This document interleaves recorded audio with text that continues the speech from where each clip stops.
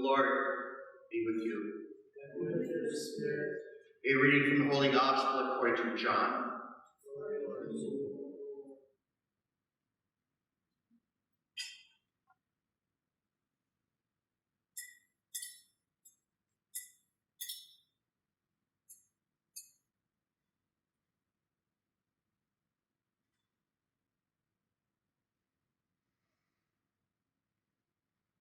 On the evening of that first day of the week, when the doors were locked, where the disciples were, for fear of the Jews, Jesus came and stood in their midst. And he said to them, "Peace be with you."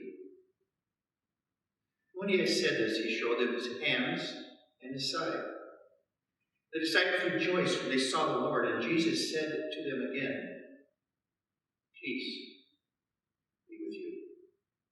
As the Father has sent me, so I send you." And when he said this, he breathed on them and said, "Receive the Holy Spirit. Whose sins you forgive are forgiven them, and whose sins you retain, they are retained." Thomas, called Didymus, one of the 12, was not with them when Jesus came. So the other disciples said to him, "We have seen the Lord." But he said to them, "Unless I see the mark of the nails in his hands, and put my finger into the nail marks, put my hand into his side, I will not believe." Now a week later, his disciples were again inside, and Thomas was with them. And Jesus came, although the doors were locked, and stood in their midst and said, "Peace be with you." Then he said to Thomas, "Put your finger here and see my hands. And bring your hand and put it into my side. Do not be unbelieving, but believe." And Thomas answered him and said to him, "My Lord and my God." And Jesus said to him, "Have you come to believe because you have seen me? Blessed are those who have not seen and have believed." Now Jesus did many other signs in the presence of his disciples that are not written in this book. But these are written that you may come to believe that Jesus is the Christ, the Son of God, and that through this belief you may have life in his name. The Gospel of the Lord. Praise you, Lord Jesus Christ.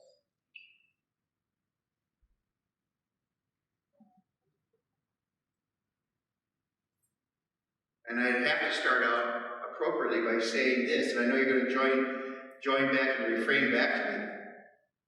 Christ is risen. Hallelujah. He is risen indeed. Alleluia. Alleluia. Thank you very, very much. Wonderful. During this week, every day during this week, the gospel readings have been about different, but not all, different resurrection stories. And so the first one that we had was wonderful Mary Magdalene. We call her the absolute faithful Mary Magdalene. Mary Magdalene who never strayed away from Jesus, was there in the shadows or up front. Whenever he needed her, she was there. Beautiful Mary Magdalene. Then there were the two on the road to the town of Emmaus. This was on the resurrection day, and they left Jerusalem early. They said it didn't happen, and they headed back home. It's kind of like the sports that we're missing right now. If you leave a sports game early, you might miss a great finish. So Jesus intercepts them and walks with them, and we learn so much about how they finally recognize him. We have Jesus' first appearance to the apostles. Then we find later on in the week Jesus' appearance to the apostles, but at the Sea of Galilee.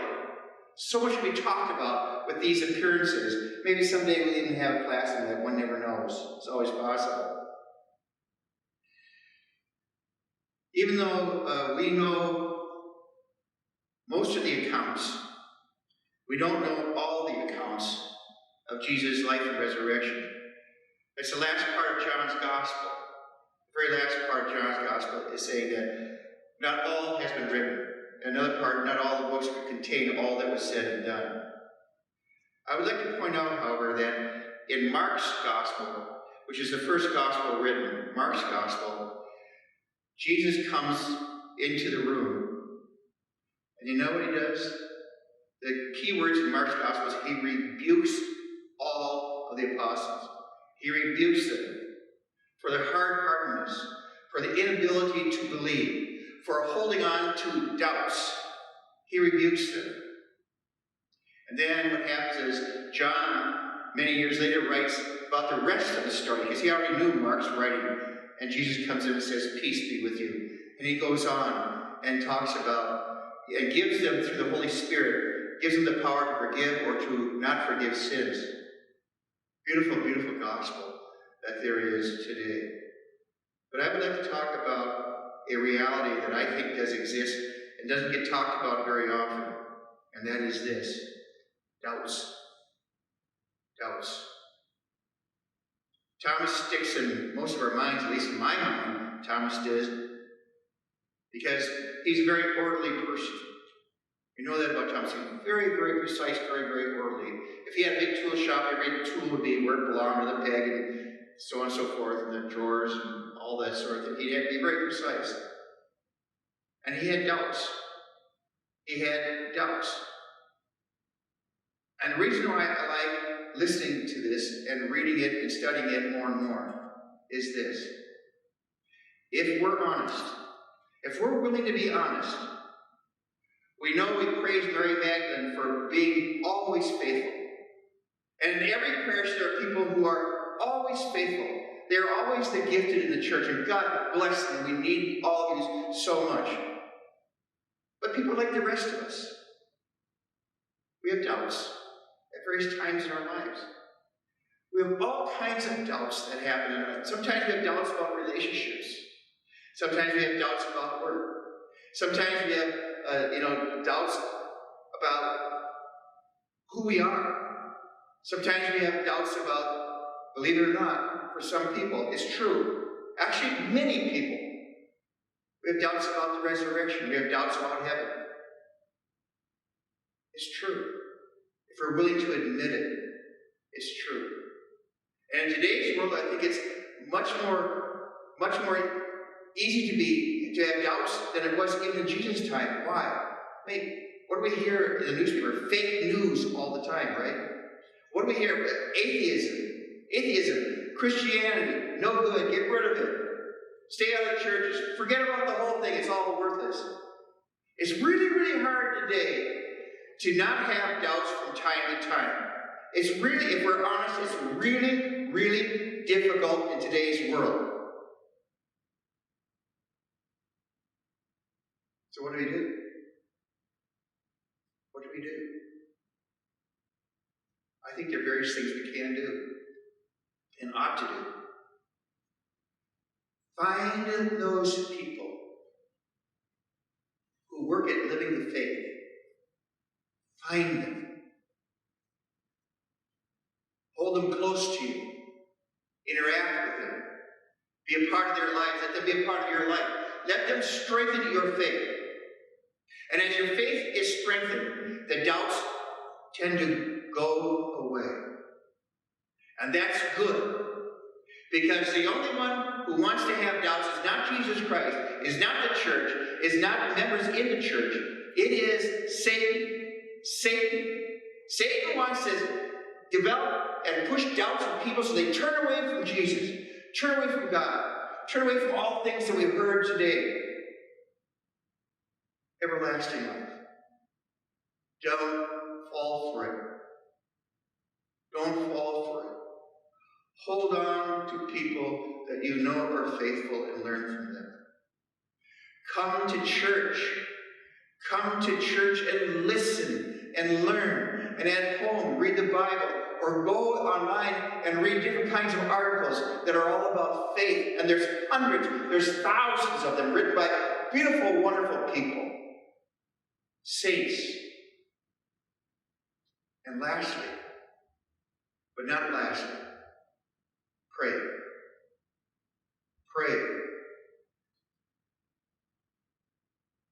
Maranatha is this beautiful word.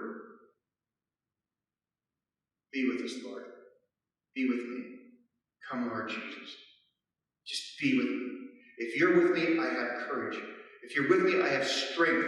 If you're with me, I have faith. If you're with me, I don't have any doubts. I don't need any doubts. And so, in closing, let me just say this. I hope you don't mind my being honest about people having doubts, including myself at various times in life. But it doesn't have to remain that way. It doesn't have to. We can grow in faith. Grow in faith. Believing in the resurrection. Believing in the kingdom of heaven. And believing in life everlasting. Amen.